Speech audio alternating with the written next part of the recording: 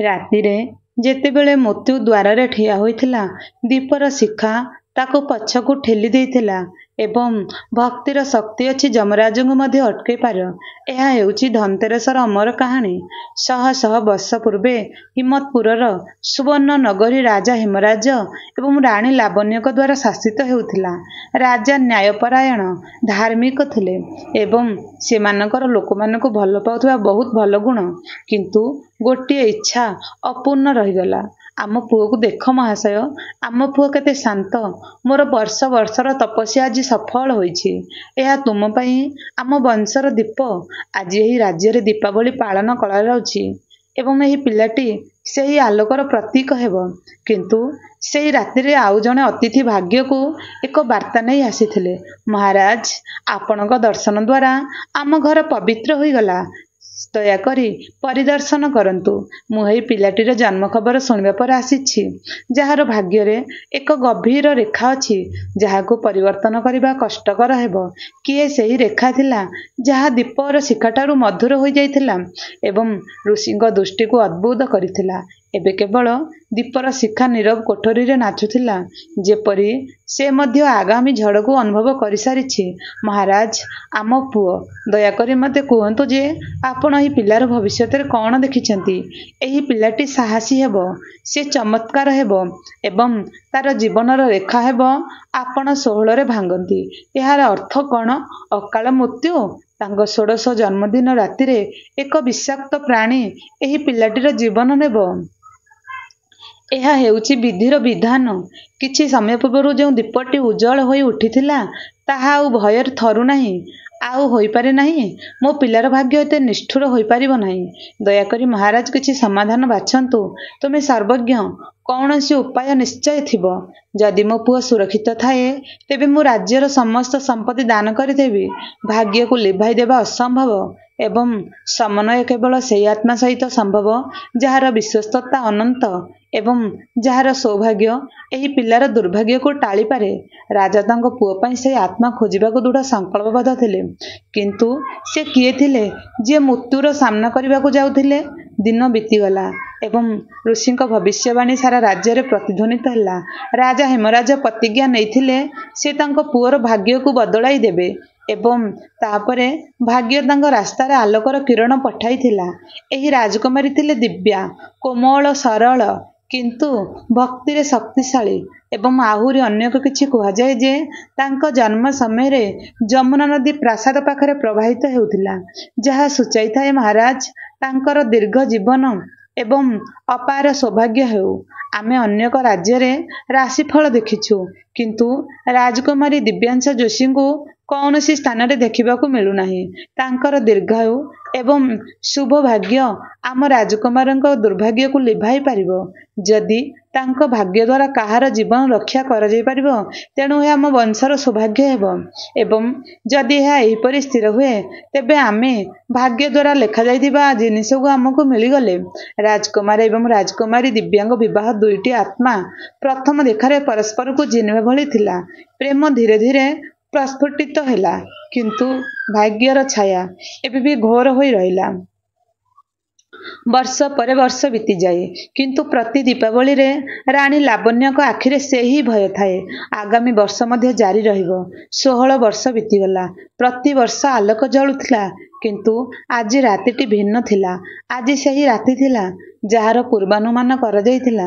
ଦେଖ ଦିବ୍ୟା, ମୋତେ ଏପରି ଦେଖୁଛି ଯେପରି ମୋ ପ୍ରେମ ତାର ଶେଷ ଦିନରେ ପହଞ୍ଚିଛି। ଯଦି ତୁମେ ସତ୍ୟବାଦୀ, ତେବେ ଶେଷ ଦିନ ନାହିଁ। ଭାଗ୍ୟକୁ ପରାସ୍ତ କରିବାର ଆଉ ଗୋଟିଏ ସୁଯୋଗ ଅଛି। ରାଜକୁମାରୀ ଦିବ୍ୟା ମଧ୍ୟ ତାଙ୍କ ସ୍ୱାମୀଙ୍କ ଭାଗ୍ୟ ବିଷୟରେ ଜାଣିଥିଲେ, କିନ୍ତୁ ସେ କେବେ ବି ତାଙ୍କର ଚିନ୍ତା ପ୍ରକାଶ କରିନଥିଲେ ଏବଂ ଶାନ୍ତ ଏବଂ ସ୍ଥିର ରହିଥିଲେ। ରାଣୀ ଲାବଣ୍ୟଙ୍କ ହୃଦୟରେ ଭୟ, ରାଜା ହେମରାଜଙ୍କ ଆଖିରେ ପ୍ରତୀକ୍ଷା ଏବଂ ଦିବ୍ୟାଙ୍କ ମନରେ କେବଳ ଗୋଟିଏ ସଂକଳ୍ପ ଥିଲା, ସ୍ୱାମୀକୁ ମୃତ୍ୟୁ ମୁହଁରୁ ରକ୍ଷା କରିବା ପାଇଁ। ରାଜକୁମାରୀ ଦିବ୍ୟା ତାଙ୍କ ସ୍ୱାମୀକୁ ଜାଗ୍ରତ ରଖିବା ପାଇଁ କାହାଣୀ କହି ଚାଲିଥିଲେ ଏବଂ ସେ ଗୀତ ଗାଇ ଚାଲିଥିଲେ ଏବଂ ତାଙ୍କୁ ଗୋଟିଏ ମୁହୂର୍ତ୍ତ ପାଇଁ ମଧ୍ୟ ଶୋଇବାକୁ ଦେଲେ ନାହିଁ। ସେ ଦ୍ୱାର ପାଖରେ ତାଙ୍କର ସମସ୍ତ ଅଳଙ୍କାର ଏବଂ ସମ୍ପତ୍ତି ପ୍ରଦର୍ଶନ କଲେ। କୁହାଯାଏ ଯେ ସୁନାର ଚମକ ମୃତ୍ୟୁର ଅନ୍ଧକାରକୁ ଦ୍ୱନ୍ଦ୍ୱରେ ପକାଇଥାଏ, କିନ୍ତୁ ପ୍ରକୃତ ଶକ୍ତି ଥିଲା ଯମରାଜଙ୍କ ସେହି ଦୀପରେ। ଧନ୍ୱନ୍ତରୀ, ଯଦି ପ୍ରକୃତ ପ୍ରେମର କୌଣସି ଶକ୍ତି ଅଛି, ତେବେ ଆଜିଠାରୁ ତାକୁ ପରୀକ୍ଷା କର। ହେ ଲୋକମାନେ, ମୋ ପ୍ରେମ ନିଶ୍ୱାସ ନେବା ପର୍ଯ୍ୟନ୍ତ ମୋର ଦୀପ ଜଳିବା ଉଚିତ। ସାହିବର ରୂପ ନେଇ ଯମରାଜଙ୍କର ଦୂତ ମୃତ୍ୟୁର ଦେବତା ରାଜକୁମାରଙ୍କ ଜୀବନ ନେବାକୁ ଆସିଥିଲେ। ମୁହୂର୍ତ୍ତ ଆସିଲା। ସେ ଏକା ଥିଲେ, କିନ୍ତୁ ତାଙ୍କର ସାହସ ହଜାର ଦୀପ ଅପେକ୍ଷା ଅଧିକ ଉଜ୍ଜ୍ୱଳ ହୋଇ ଉଠିଲା। ଭଗବାନ ଧନ୍ୱନ୍ତରୀ ହେଉଛନ୍ତି ଯମରାଜ। ଦୟାକରି ମୋ ସ୍ୱାମୀଙ୍କୁ ରକ୍ଷା କରନ୍ତୁ। ଏବଂ ଦୀପ କେବଳ ମାଟିରେ ତିଆରି ହୋଇନଥିଲା, ସେ ପ୍ରେମର ପ୍ରତୀକ ଥିଲେ, ଯାହା ମୃତ୍ୟୁକୁ ମଧ୍ୟ ଅଟକାଇ ପାରୁଥିଲା। ତାଙ୍କ ସ୍ୱରରେ ଏତେ ପବିତ୍ରତା ଥିଲା ଯେ ମୃତ୍ୟୁର ଦୂତମାନେ ମଧ୍ୟ ଅଟକିଗଲେ। ଭାଗ୍ୟର ଅନ୍ଧକାରରେ ଅମର ଦୀପ ଅମର ହୋଇଗଲେ। ସକାଳର ପ୍ରଥମ କିରଣ ଭାଙ୍ଗିଗଲା ଏବଂ ଏହା ସହିତ ଭାଗ୍ୟ ବଦଳିଗଲା ଏବଂ ସାପଟି ମରିଗଲା। କେବଳ ଗୋଟିଏ ଦୀପ ଜଳୁଥିଲା। ସେତେବେଳେ ପୃଥିବୀରେ ସୂର୍ଯ୍ୟ ଉଦୟ ହେଲା। ପ୍ରଥମ ଆଲୋକ କିରଣ ଦେଖାଯିବା କ୍ଷଣି ଏହା ଯମଲୋକରେ ପ୍ରତିଧ୍ୱନିତ ହେଲା, କାରଣ ସେହି ରାତିରେ ଜଣେ ମହିଳା ମୃତ୍ୟୁକୁ ଅଟକାଇ ଦେଇଥିଲେ। ମୋତେ କୁହନ୍ତୁ ମହାରାଜ, ଆପଣ ସେହି ପିଲାର ଆତ୍ମାକୁ ନ ଆଣି କାହିଁକି ଫେରି ଆସିଲେ? ଆମେ ସବୁକିଛି କରିଥିଲୁ।